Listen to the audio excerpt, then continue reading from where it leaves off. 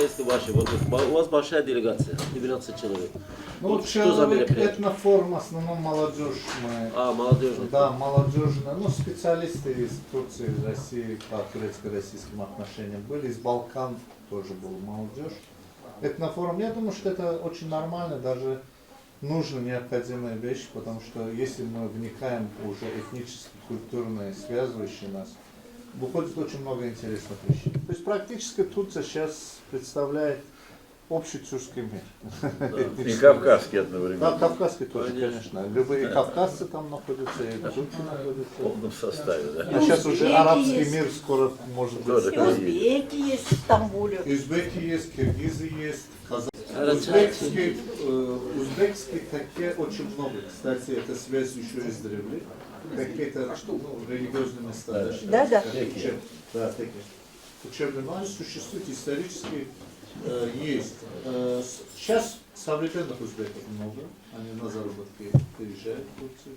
Киргизов много, казахов мало, хотя казах, видимо, социально-экономические условия там лучше, чем в других республиках.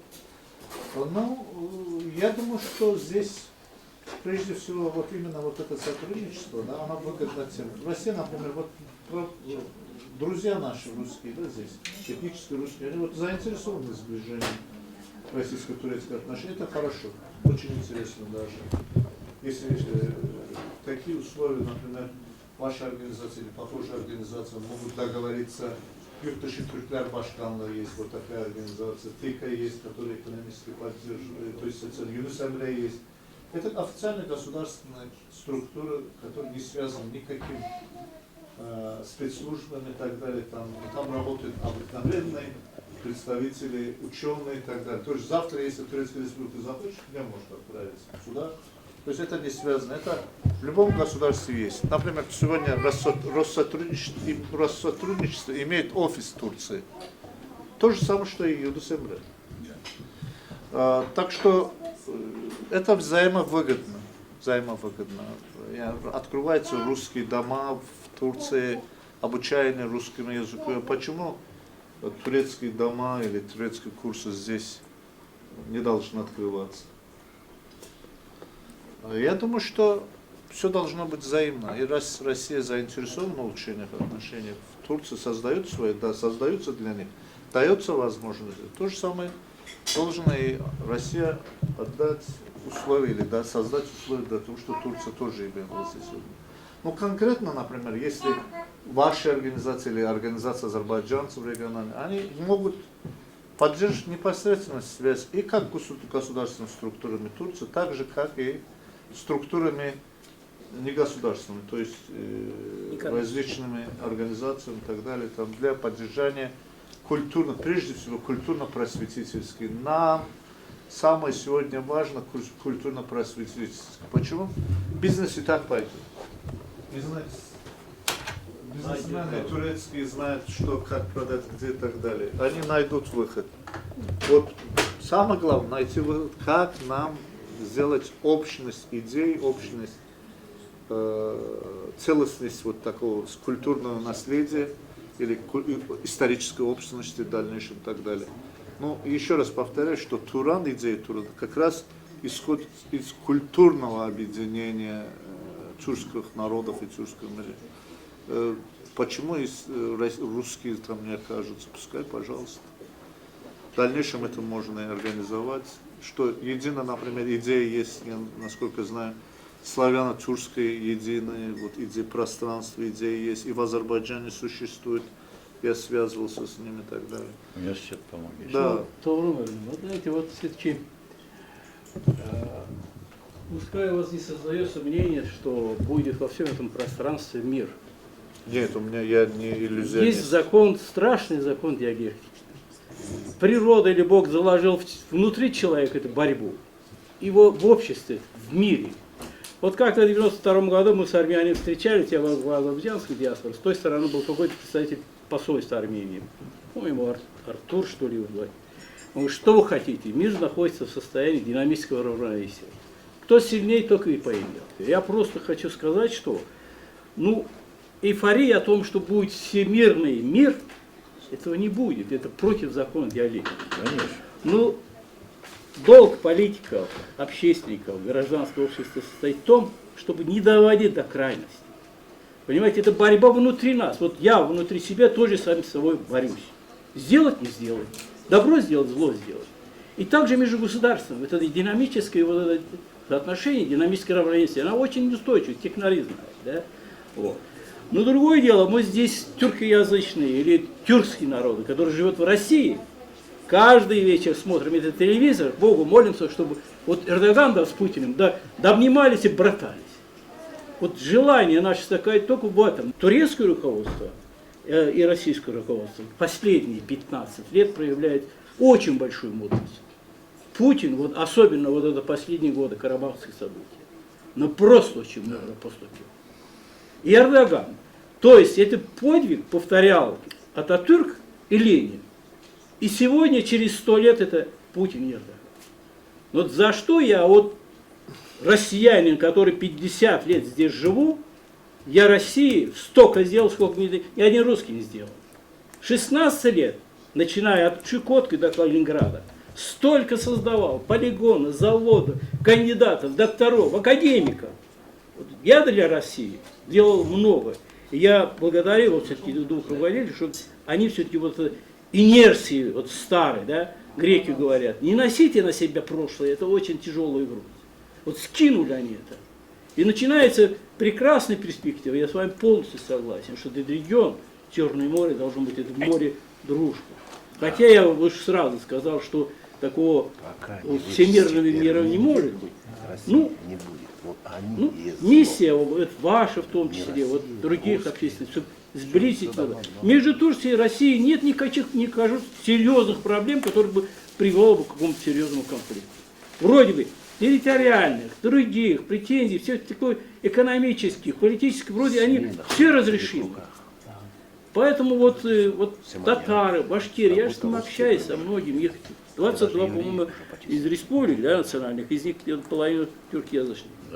Они все вот молятся Богу, чтобы эти отношения были идеальны. Вот. Там в Турции тоже озвучьте. Вот большой благодарность Эрдогану, я его уважаю, люблю этого человека, потому что он действительно вот держит свое слово, не хитрит, не юлит. Вот. И к России он относится с большой любовью. Спасибо ему за это. Потому что он знает, что его братья здесь живут, это их родина. Враждовать с Россией нельзя. Спасибо большое. Но я добавлю немножко другое. Да, общественных науках все-таки немножко иначе. То есть я тоже согласен с вами, что глобального такого мира не будет, но как-то можно минимизировать конфликтность, потери и так далее. Это раз. Но прежде всего я о глобальном мире вообще не разговаривал. Здесь меня интересует наш регион прежде всего. Я хочу мира и спокойствия в этом регионе, потому что чисто эта логика говорит о том, что без друг друга мы здесь пропадем просто. К этому идет. Я это не только чувствую, я работаю над этим, пишу, проявляю. Даже самая элементарная вещь. Я за 6 месяцев до того, как Россия оказалась в Сирии, писал, что если Россия туда войдет, не учитывая интересы Турции, конфликт вооруженным путем, не таком, а конфликт неизбежен. Надо учитывать интересы друг друга. К этому первоначально прошло. После кризиса мы поняли друг друга, начали понимать. Понимаете? Кризис показал, что вредя друг другу, да, принося вред друг другу, мы просто делаем плохо самому себе. И все. То есть от этого Россия не выигрывает. От этого кто больше выиграет экономических санкций? Турция пострадает или Россия? Пострадаем оба. Последние 100 лет воевали в Крыму в 1856 году, выиграли англичане. Да. Чему добились? выгнали россиян из Крыма, из Черного моря и сами сели там. Сейчас англичане. 1877-78 год. Конечно, я еще раз повторю, это империя, но история, надо получить урок от этой истории. Воевали мы, убивали друг друга, русские, турки. Берлинская конференция выиграли европейцы. И армянская тематика перешла в руки им. Так что здесь надо посмотреть, что нужно, как нужно. Во-первых, еще раз говорю, современное устройство мира уже это не то, что век империи. Кто никому не позволит захватывать территорию, потому что начнется опять хаос. Никто не сможет остановить войну. Вот крымская тематика, почему я не случайно сказал. Конечно, Россия это его политика, я не вмешиваюсь в российскую политику. Я смотрю со стороны, с Турции, к чему это привело? Ухудшение региональной ситуации. Ослабила позиция Турции, ослабила руки Турции в этом вопросе. В Черноморском регионе сейчас проводятся постоянно какие-то военные учения и так далее. Как со стороны НАТО, как так со стороны России.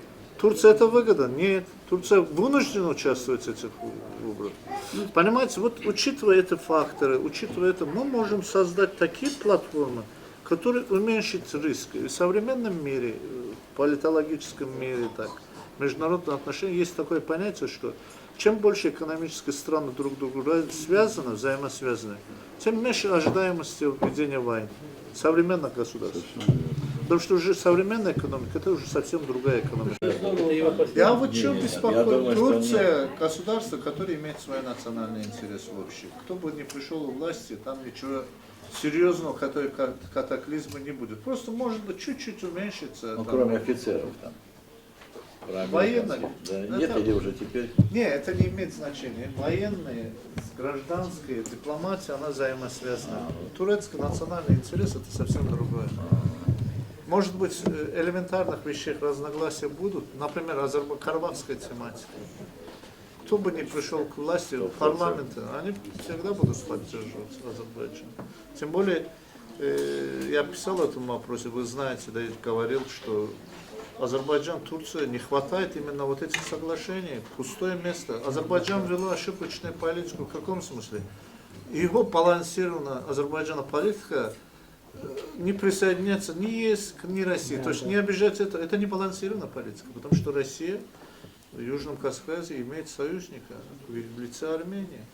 Есть договоренность создания совместной армии, обучения, поставления оружия, доставки, это все есть. Тут, значит, Азербайджану что нужно? Такое же соответствующее соглашение той страны, которая считает себя стратегическим союзником. Это Турция оказалась и. Вот все. Решили вопрос. Но до этого же был конфликт. Помните армянско-турецкий протокол? Почему? Опять же, вот международная, документальная была пустота.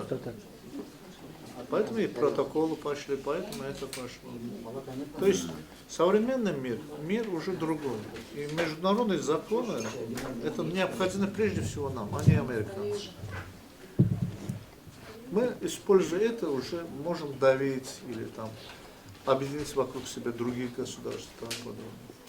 Очень приятно всех видеть, очень представительская здесь делегация сегодня. Значит, вот такое немножечко экспромтом, может быть, да. Значит, благодаря Гаяр Эфенди уж у нас такое состоялось вот уже много лет, мы ифтары вместе, мы единственные, кто проводим вместе с тюркскими народами ифтар каждый год. Мы проводим тюркские встречи.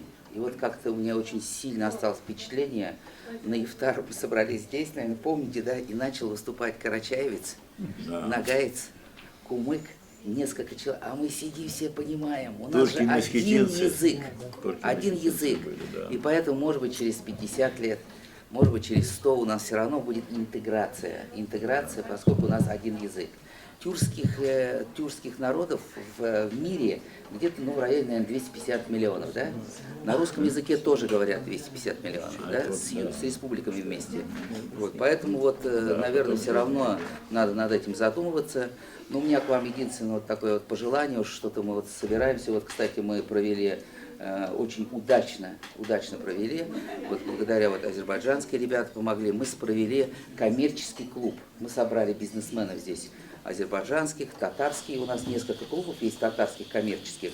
И вот мы собрались здесь, и вот сразу же после этих клубов очень дорогостоящие оплатили ифтар, значит, там провели вместе уже первое дело у нас. Вот. И поэтому вот эти, все равно у нас в каких-то организационных моментах нужно, конечно, финансовая такое, значит, помощь, и поэтому в будущем вот этот вот развивать бы нам этот вот, значит, коммерческое направление, чтобы все тюркские народы у нас пытались вот мусульманство собрать, вот этот Кабаев, да, пытались еще собрать, как-то у них как-то вот не шло, вот, а у нас вот эта вот, значит, коммерческая вот эта структура, они очень между собой сейчас общаются, очень получилось. Исламский банк, исламское вот это вот общество, да, вот эти вот, у нас вот это вот коммерческий клуб татарский, значит, тюркский, он очень такой заработал, да. Можно создать, Да, и вот у нас пожелание такое, значит, чтобы вы нам направляли свою молодежь. Совершенно сегодня экспромтом мне позвонила группа ногайской молодежи, вот сейчас сидят, они чай пьют, это студенческий клуб, ногайский студенческий клуб молодежи. Вот, вот тоже вот пообщайтесь, может быть, да. Вот, значит. Действительно штат. Здесь очень много собирается. Да, мы вот 24 года, у нас есть офицерское собрание, у нас есть медицинский клуб. В медицинском клубе сейчас очень удачно, у нас несколько врачей из Дагестана, например, из Азербайджана, да, вот.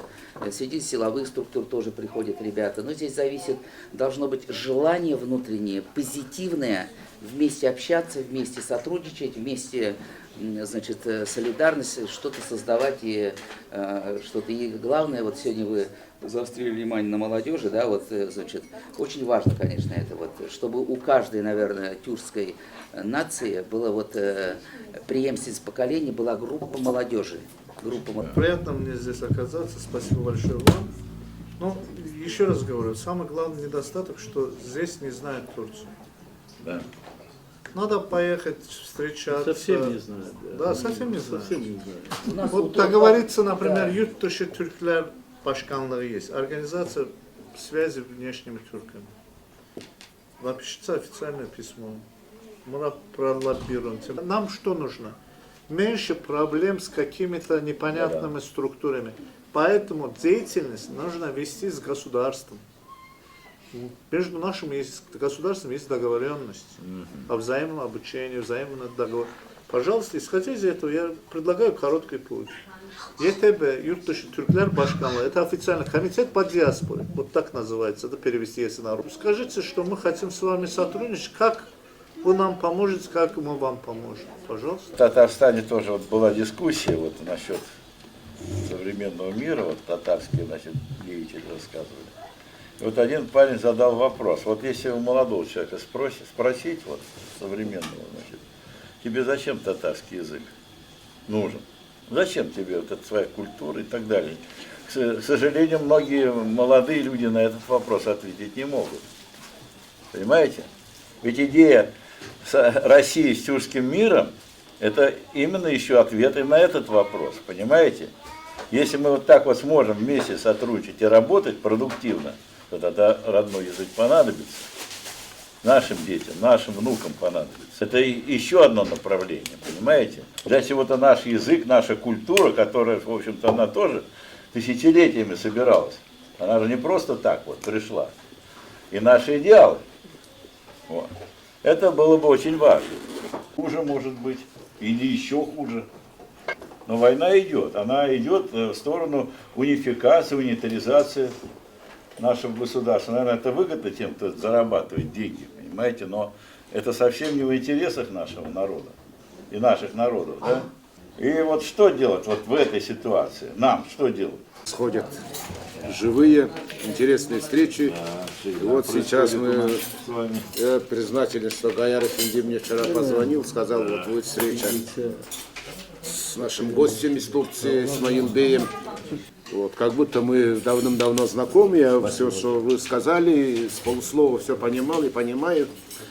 Вот, мы на эту тему говорили, и вот мой коллега ушел, Ильдар Темушев, тоже говорили хорошо. У нас тема, наша тюркская тема, тема российско-турецких отношений, это тема вечная. Конечно.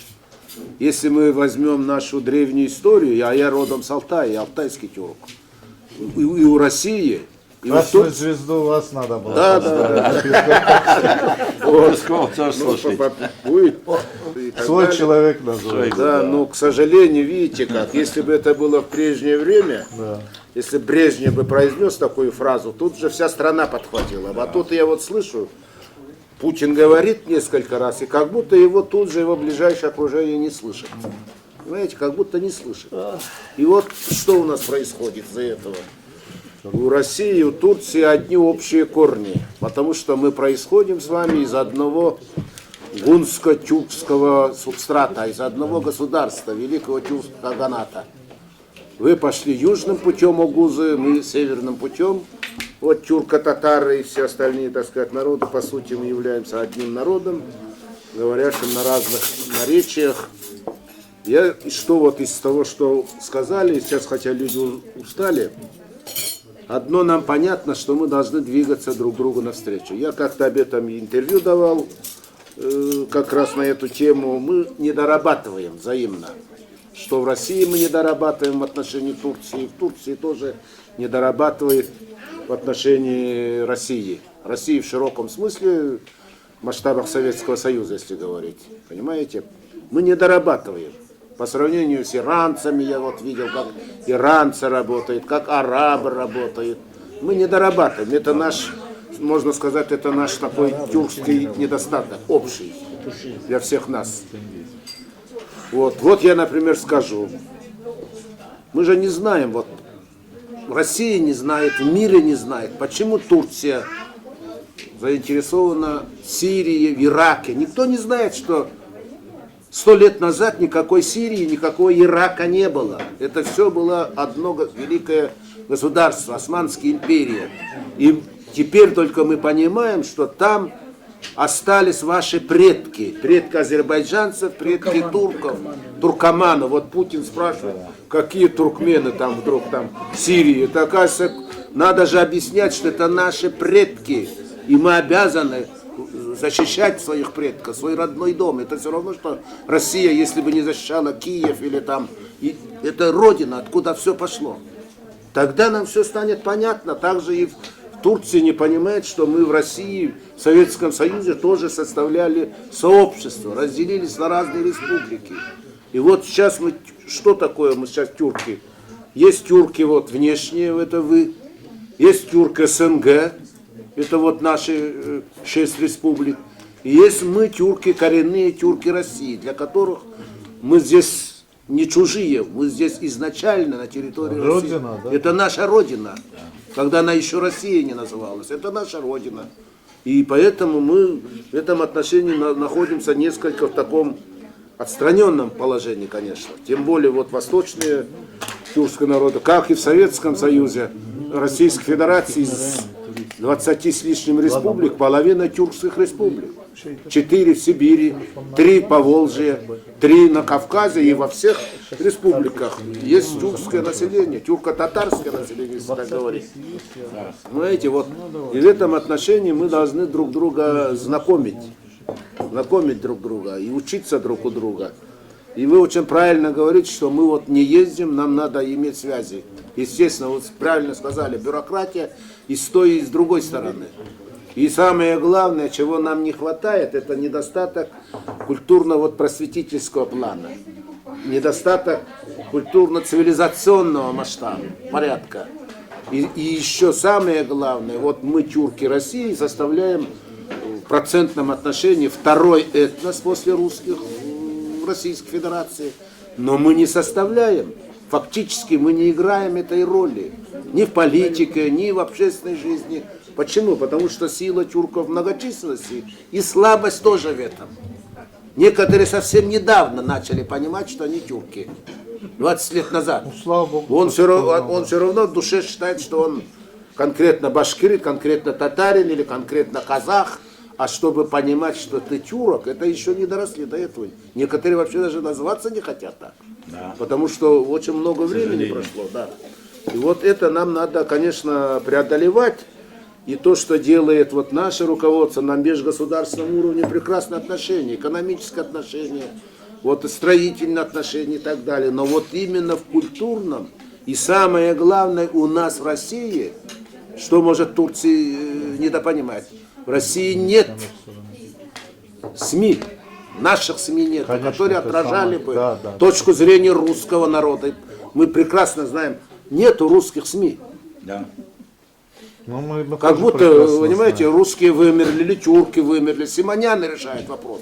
Они все нейтрализуют и так далее. Парадокс какой-то. Вот мы не имеем выхода на СМИ. Ни на какие СМИ. На телевидении, на пушечный выстрел. Не подпускали в советское Сейчас, время. Не понимаете пускали. как, сейчас Понимаете? уже время технологий. Да. Сейчас есть можно интернет-СМИ Да, сделать интернет, как-то, но мы там тоже плохо работаем, пока еще. После расчленения СССР мы даже не знаем, как живут наши время я его... братья в других союзных республиках. Тоже плохо знаем. Не только Турция. Мы плохо знаем, что происходит в Узбекистане, Казахстане, конечно. Туркмения, вообще закрытое государство. Давно могли бы договориться. Это же, с одной стороны, была ошибка. До 24 года существовал русский Туркестан. Но кому-то было угодно, потому что после смерти Ленина, вы сами знаете, кто пришел к власти. Вот оттуда все это идет. Отношения, независимо от того, кто будет у власти, какая партия где что придет, российско-турецкие отношения должны основываться на двухсторонних взаимовыгодных соглашениях, договоренностях, укрепляться фундаментально этим вопросом, что обязывало эти государства делать это. То есть не по той бумажке, а непосредственно, чтобы обязывало, чтобы мы были спокойны, что вот выборы Турции, придут кто-то, не изменится ничего, внешняя политика пойдет нормально в Руси. То же самое в России. Путин сегодня у власти, завтра что произойдет, какие отношения ожидает Турция с Россией, что будет делать, кто придет, каким образом будет, понимаете? Обеспокоенность и тут есть, и там есть. Поэтому для нас очень важно, прежде всего, еще раз повторю, непосредственно, конечно, отношения, да, это хорошо, но вот именно исходя из международных взаимовыгодных договоренностей, отношений и не только на бумажке, еще раз, это фундаментальный вот этот подход, это нам необходимо, что это даст нам возможность видеть будущее и как-то реагировать на это нормально. Вот проблема в этом. Я хочу сказать, что у нас же тоже есть голубая мечта, вот метафизический смысл Да. вот, нашего двуголового орла российского. Так вот, одна голова должна быть все-таки славянской или православной, русской, а вторая должна тюрко-мусульманской быть. Понимаете? Вот когда две головы, и вот мы мечтаем, что там в одной части Эрдоган, допустим, Путин. Да, они будут конкурировать друг с другом, но конкуренция всегда нужна для развития государства. Без конкуренции государство тоже не будет развиваться. Ну, я не говорю, что конкуренция, Да. но она должна быть Она кооперативной здоровая, да, конкуренцией. здоровая конкуренция. Поэтому вот, Конфликтность минимальная. да, должна. да, да. Вот хотелось бы, чтобы так было.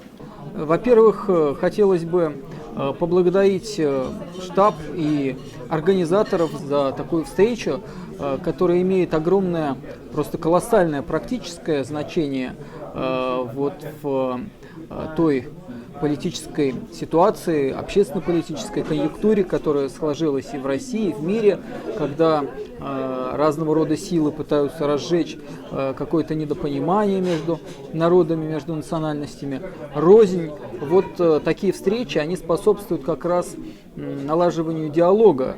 Я представляю движение «Трудовая Россия», являюсь сопредседателем движения. Вот наш лидер, безвременно ушедший из жизни, Виктор Анпилов, он очень часто встречался с представителями разных народов, национальностей, с диаспорами, и как раз пытался найти то общее, которое смогло бы всех объединить и сплотить в борьбе за социальную справедливость, за братство, за равенство. И вот в выступлениях, которые здесь звучали, лично мне было очень отрадно слышать аналогии, аллюзии с Советским Союзом, с советским опытом. И я считаю и убежден в том, что в нынешней России, да и в нынешнем мире нужно как можно больше брать из опыта Советского Союза, как наиболее успешного опыта, когда в начале 20 века какое количество империй рухнуло.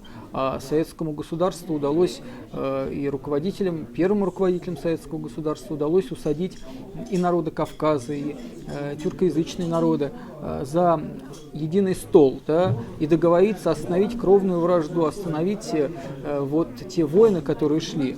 И народы встали на путь прогресса, на путь справедливости, и это очень важно сегодня. Лучше из этого опыта брать, перенимать и тем самым останавливать вот те горячие точки, те очаги, которые пытаются разжечь, поливая, скажем так, пожар бензином. Вот давайте все-таки избегать вот таких острых углов и наоборот приходить вот к единству в понимании того, что нужно сейчас делать, и все-таки смотреть вглубь и в корень проблемы. Мы считаем, что в нынешней общественно-экономической формации, при нынешнем строе, это будет сделать, ну, мягко скажем, крайне проблематично. Надо менять систему и тем самым менять саму политику национальную, чтобы больше было прав у народов и в изучении языков. Ну, что делало, скажем, советское государство, да, поднимая культуру, всячески способствуя развитию языков и популяризированию и взаимопроникновению культур. Вот давайте в этом направлении, поработав и вложившись вот сейчас, мы предотвратим возможность столкновения в настоящем и будущем. К нам вчера приехал из Турции профессор турецкого, из Анкары, профессор турецкого, политолог, профессор турецкого университета Тогру Исмаил. Мы хотели в себя в небольшом количестве азербайджанцев встретиться с ним и обсудить некоторые проблемы, но узнав нашу встречу, я поделился с Гаяровым и Искендером Ахметовичем, он сказал, что давайте лучше здесь. Поэтому я считаю, что мы правильно сделали выбор, хоть он получился экспромтом, но выбор был правильный. Сегодня российско-турецкие отношения это уже не просто уже эпопея, это действительно грандиозная эпопея, потому что эти отношения настолько теплые между президентами, но настолько сложные между странами, потому что есть очень много противоречивых моментов, противоречивых кривотолков, есть очень много недоброжелателей улучшения этих отношений. Поэтому эти отношения, наряду с тем, что они улучшаются с каждым месяцем, с годом, они, тем не менее, появляются силы, причем темные силы, которые стараются эти отношения просто ухудшить. И особенно российское большинство даже центральных СМИ, значит, и большинство некоторых так называемых политологов новоиспеченных, они, значит, очерняют, искажают, в общем, раздувают любые элементарные проблемы российско-турецких отношений. Поэтому сегодняшняя встреча была очень на высоком уровне, была очень полезна как для лектора, профессора турецкого, так и для всех слушателей. И, соответственно, их вопросы, их дискуссии, значит, тоже обогатили его, что он видел взгляд не просто одного народа тюркского, а сразу нескольких народов. Поэтому огромное спасибо всем участникам этого мероприятия.